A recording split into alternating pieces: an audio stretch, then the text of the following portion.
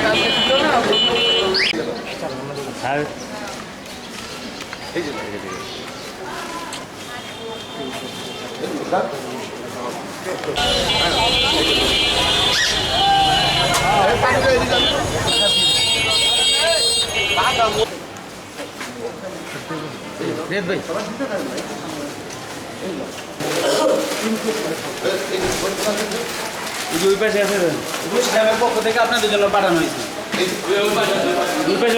চলে